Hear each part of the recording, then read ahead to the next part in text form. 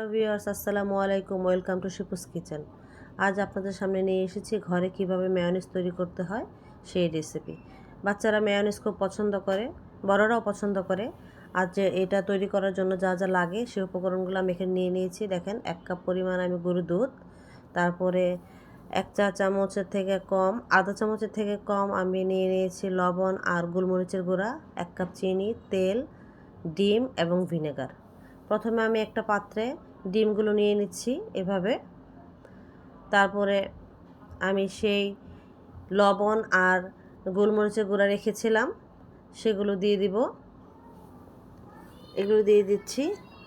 তারপরে এখানে আমি দিয়ে দিব হচ্ছে 1 টেবিল চামচ চিনি নিয়েছিলাম সেটা, তারপর 1 কাপ দুধ, সেগুলো দিয়ে দিব এখানে।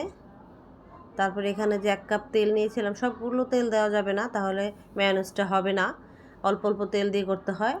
আর কিছুদিন সংরক্ষণ করে রাখার জন্য এখানে আমি ভিনেগার দিয়ে দেব, 1 চামচ ভিনেগার দিয়ে দিব। তো ভিনেগার দিয়ে দিলাম। এখন সবগুলো উপকরণ আমি ব্লান্ড করে নিব হ্যান্ড ব্লান্ডার দিয়ে। আপনাদের ঘরে যে ব্লান্ডার থাকবে সেটা দিয়ে আপনারা করে নেবেন, এটা দিয়ে যে করতে হবে এমন কোনো কথা নেই।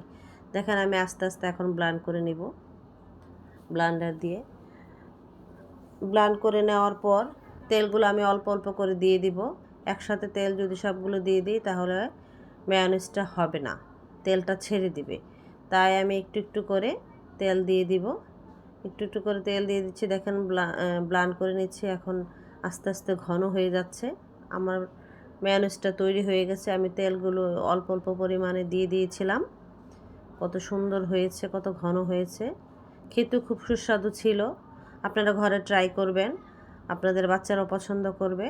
এবং আমার চ্যানেলটি যদি আপনাদের ভালো লাগে, আমার ভিডিওটি যদি আপনাদের ভালো লাগে, অবশ্যই আমার চ্যানেলটিতে আপনারা সাবস্ক্রাইব করবেন, লাইক কমেন্টস করবেন এবং নতুন নতুন ভিডিও দেখার জন্য আপনাদেরকে আমন্ত্রণ জানাচ্ছি।